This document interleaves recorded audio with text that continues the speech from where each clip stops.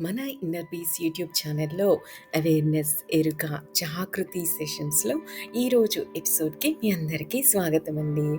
మనం లాస్ట్ ఎపిసోడ్లో చాలా అద్భుతమైన విషయాలు చెప్పుకున్నాం. అవన్నీ గుర్తున్నాయి కదా.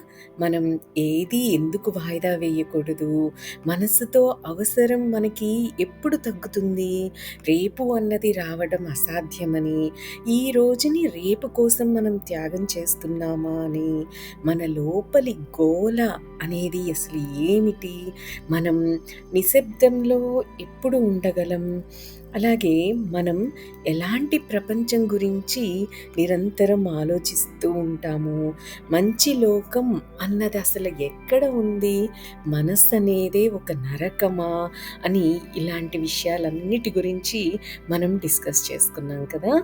మనసు ఎంతో అల్లరిగా ఉంటుంది. ఎందుకలా అల్లరిగా ఉంటుంది? ఎందుకు అంటే ఆ మనస్సుని ఇంకొకరు సృష్టిస్తున్నారని, మనం దానికి బాధ్యులం కామని ఆలోచిస్తూ ఉంటాం కాబట్టి మనస్సు అల్లరిగా ఉంటుంది. మరి మనం ఇంకొక బాగా ఉన్న ప్రపంచం గురించి ఆలోచిస్తూ ఉంటామని అనుకున్నాం కదా. మరి మనకి మంచి స్పౌస్, మంచి పిల్లలు, మంచి కుటుంబం, మంచి ఇల్లు, మంచి కారు, మంచి పరిసరాలు, ఇలా గొప్పగా ఉండే ప్రతిదీ మనకి బాగా గొప్పగా మంచిగా ఉంటే అప్పుడు మనం నిశ్శబ్దంగా ఉంటాము అని అనుకుంటూ ఉంటాము.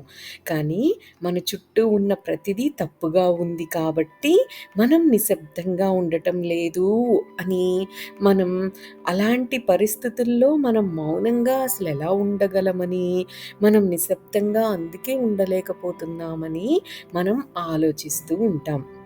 ఇలా ఆలోచిస్తూ ఉంటే, ఇదే లాజిక్‌తో గనక మనం ఉంటే, అప్పుడు ఇంకా మంచి లోకం అన్నది ఇంక అసలు ఎప్పటికీ రానే రాదు.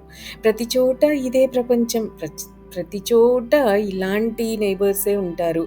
ప్రతి చోట ఇలాంటి స్పౌసెస్, ఇలాంటి ఫ్యామిలీ మెంబర్స్, ఇలాంటి పిల్లలే ఉంటూ ఉంటారు. ఇంకెక్కడో స్వర్గం ఉందని ఓ భ్రమని మనమే సృష్టించుకోవచ్చు. కానీ ప్రతి చోట ఉండేది ఇలాంటిదే, ఇలాంటి నరకమే. అంటే ఈ రకమైన మనస్సుతో ప్రతి చోట ఎక్కడ ఉన్నా కూడా మనకి ఉండేది నరకమే. సో, మనస్సనేదే ఒక నరకం. ఒకరోజు ముల్లా నసీరుద్దీన్, అతని భార్య రాత్రి బాగా పొద్దుపోయాక ఇంటికి వచ్చారు. ఇంట్లో దొంగలు పడ్డారు. భార్య ఏడుస్తూ అరవడం మొదలుపెట్టింది. అప్పుడు ఆమె ముల్లాతో అంది, "నీదే తప్పు. మనం బయటికి వెళ్లే ముందు తాళం సరిగ్గా ఉందో లేదో ఎందుకు చూడలేదు" అని. అప్పటికి ఇరుగు పొరుగు మొత్తం పోగయ్యారు. ముల్లా ఇల్లు దొంగలు దోచుకున్నారంటే అది ఎలాంటి ఉత్సుకత రేపే విషయం మరి. సో, ఆ గోలలో ప్రతి ఒక్కరూ చేరిపోయారు. ఒక పొరుగింటి అతను అన్నాడు, "నేనెప్పుడూ ఇలా జరుగుతుందనే అనుకుంటూనే ఉన్నాను. నువ్వెందుకు ముందుగానే అలా అవుతుందని అనుకోలేదు? నీకెంత నిర్లక్ష్యం" అని అన్నాడు. ఇంకో పొరుగింటాయన అన్నాడు ముల్లాతో, "మీ ఇంటి కిటికీ తలుపులు తెరిచున్నాయి. మీరు ఇల్లు వదిలి వెళ్లే ముందు కిటికీలెందుకు మూయలేదు" అని. ఇక మూడో పొరుగింటాయన ముల్లాతో అన్నాడు, "మీ తాళంలో తప్పు ఉన్నట్లు తోస్తోంది. నువ్వు వాటిని ఎందుకు మార్చడం లేదు" అని. ఇలా ప్రతి ఒక్కరూ ముల్లా నసీరుద్దీన్‌పై తప్పొప్పుల వర్షం కురిపిస్తున్నారు, అతని భార్యతో సహా.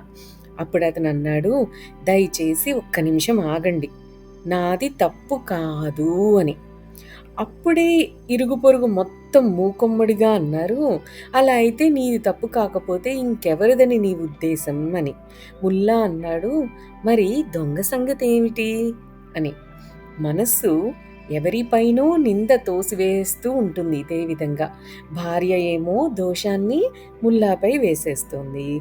ఇరుగు పొరుగు వారు మొత్తం కూడా తప్పంతా ముల్లాదే అని అంటున్నారు. ఆ అభాగ్యుడు మాత్రం అక్కడ ఉన్న ఎవరిపై తప్పుని తోయలేక ఏమంటున్నాడు, "మరి దొంగ సంగతేమిటి" అంటున్నాడు. అంటే తప్పు దొంగది అని. మనం ఇంకొకరిపై ఇలా నిందలని మోపుతూ ఉంటాము. ఇది మన తప్పు కాదు అన్న భ్రాంతి మనకి కలిగిస్తూ ఉంటుంది. అంటే ఇక్కడ నా తప్పేం లేదు, తప్పంతా వాళ్ళదే, నేను పర్ఫెక్ట్, నేను చాలా గుడ్ అన్న భావన, భ్రాంతి మనకి కలిగిస్తుంది. ఎప్పుడు ఇలా భ్రాంతి ఎప్పుడు కలుగుతుంది? ఇంకొకరిపై మనం నిందలని మోపుతూ ఉన్నప్పుడు. ఎవరిదో, ఎక్కడో ఎక్స్‌వైజెడ్ వారిది తప్పు అని చెప్పడం చాలా ఈజీ. ఇలాంటి తీరు మన మనస్సు యొక్క ముఖ్యమైన తీరులలో ఒకటన్నమాట. సో, ప్రతి విషయంలోనూ ఇంకెవరిదో తప్పు. ఎప్పుడైనా మనము బలిమేకను కనుక్కుంటే, అంటే మన తప్పుని మనం ఒప్పుకోకుండా వేరే వాళ్ళ మీదకి తోసేస్తే, తోసేసిన వాళ్ళు బలిమేక అనమాట ఇక్కడ. సో, వాళ్ళ మీద తోసేస్తే మనం సుఖంగా ఉండొచ్చు కదా! మన తప్పేముండదు కదా అక్కడ. అదనమాట. అప్పుడు మనం ఆ తప్పు యొక్క బరువును మనం మన నుండి తీసేయవచ్చు. వేరే వాళ్ళ మీద అది మోపేసి. ఓ అన్వేషకునికి ఈ మనస్సు ఏమీ సాయం అవ్వదు. అది ఒక ఆటంకం అవుతుంది. ఈ మనస్సు ఒక అభ్యంతరం. మన పరిస్థితి ఏదైనా, ఎలాంటి విషయమైనా మనమే తప్ప ఇంకెవ్వరూ ఆ పరిస్థితికి, ఆ విషయాలకి బాధ్యులు కారు అని మనం గుర్తించాల్సి ఉంటుంది. ఒకవేళ మనం బాధ్యులు అయితే అప్పుడే ఏదైనా సాధ్యమవుతుంది కదా! ఒకవేళ ఎవరో వేరే వారు బాధ్యులు అయితే అప్పుడు ఏదీ సాధ్యం కాదు. ఎందుకు అంటే ఆ బాధ్యత వేరే వాళ్ళ మీద ఏసేసాము. సో, అక్కడ మనం చేయడానికి ఏమి లేదు. మనం చేసేదేమి లేదు. సో, అక్కడ మనం సాధించేదేం లేదు. అదే బాధ్యత మనం తీసుకుంటే, ఆ బాధ్యతను తీసుకున్నప్పుడు మరి దాన్ని ఎలా సరిచేయాలి? ఇలా తప్పు మళ్ళీ జరగకుండా ఏం చేయాలి? దీన్ని ఎలా ఓవర్‌కమ్ అవ్వాలి? అన్న దాని గురించి మనం ఆలోచిస్తాం కదా! అప్పుడు మనం ఏదో ఒకటి చక్కగా అద్భుతంగా సాధించడం అనేది జరుగుతుంది. ఇలా మతధర్మపరమైన మనసుకి, మతధర్మం లేని మనసుకి మధ్య ఉన్న ముఖ్యమైన పోరాటం అనేది ఇదే అంటారు ఓషో. మతపరం కాని మనసు ఎప్పుడూ ఇంక దేన్నో దాన్ని బాధ్యత అని అనుకుంటూ ఉంటుంది. సంఘాన్ని మారుస్తుంది, పరిస్థితుల్ని మారుస్తుంది, ఆర్థిక పరిస్థితుల్ని మారుస్తుంది, రాజకీయ పరిస్థితుల్ని మారుస్తుంది. దేన్నో ఒకదాన్ని మార్చండి. అప్పుడు ప్రతిదీ సరిగ్గానే ఉంటుంది అని మతపరం కాని మనస్సు అంటూ ఉంటుంది. మనం చాలాసార్లు ప్రతిదాన్ని మార్చాము. ఏది కూడా సరిగ్గా అవ్వలేదు కదా! ఒకసారి ఆలోచించండి. మతపరమైన మనస్సు ఏమంటుంది? పరిస్థితి ఏదైనా సరే, ఒకవేళ మీ మనస్సు ఇలాగే ఉంటే, అప్పుడు మీరు నరకంలో ఉంటారు, మీరు దుఃఖంలో ఉంటారు, మీరు నిశ్శబ్దాన్ని పొందలేరు అంటుంది. బాధ్యతని మనపై పెట్టుకోవాలి మనం. మనం బాధ్యులుగా ఉండాలి. ఎందుకు అంటే అప్పుడు ఏదో ఒకటి మనం చెయ్యవచ్చు. మనం మనతో ఏదైనా చేయగలం. మనం లోకంలో ఎవరినీ కూడా మార్చలేము. మనం మనల్ని మాత్రమే మార్చుకోగలం. ఇదొక్కటే సకలమును మూలం నుంచి మార్పు చేస్తుంది. ఇదే సాధ్యమయ్యేది. ఇది ఒక రూపాంతరమే. ఎవరికి వారు పొందగలిగేది. కానీ మనం బాధ్యులం అని అనుకున్నప్పుడు మాత్రమే దీని గురించి మనం ఆలోచించవచ్చు. అవునా? సో, మంచిగా ఉండటానికి ప్రయత్నించడం మనం ఆపేయాలి. అందరూ మనల్ని మంచి అని అనుకోవాలి. ఫలానా వాళ్ళు చాలా మంచివాళ్ళు అని అనుకోవాలి అని మనం ట్రై చేయడం ఆపేయాలి. ఒక్కటే పాపం. ఏంటది?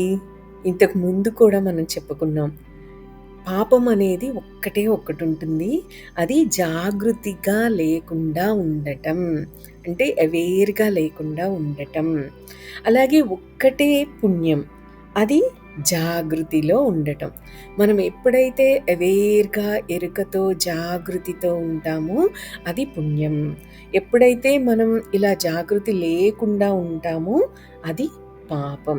సో, జాగృతి ద్వారా మాత్రమే చేయగలిగేది ఏమిటి? పుణ్యం. ఒకవేళ మనం జాగృతిగా ఉంటే హత్య చేయడం అసాధ్యం గదా! మనం జాగృతిగా ఉంటే దౌర్జన్యంగా ఉండటం, హింసాత్మకంగా ఉండటం కూడా అసాధ్యమే. అవునా? సో, ఒకవేళ మనం అవేర్‌గా, ఎరుకతో, జాగృతిలో ఉంటే బలాత్కారం చేయడం, దొంగతనం చేయడం, హింసించడం, ఇంకొకళ్ళు బాధపడేటట్టు మాట్లాడటం ఇవన్నీ అసాధ్యాలు. అవునా? సో, జాగృతి రహితం ప్రబలమైనప్పుడు అప్పుడు మాత్రమే ఆ జాగృతి రహితమైన చీకట్లో అన్ని రకాల శత్రువులు మనలో ప్రవేశిస్తారు. అంటే హింస, మోసం చేయడం, దొంగతనం చేయడం, దౌర్జన్యం చేయడం ఇలాంటివన్నీ కూడా మనలో ప్రవేశించేదెప్పుడు మనం అవేర్‌గా లేనప్పుడు మాత్రమే అనమాట. సో మంచిగా ఉండటానికి ప్రయత్నించడం కూడా ఆపేయాలి.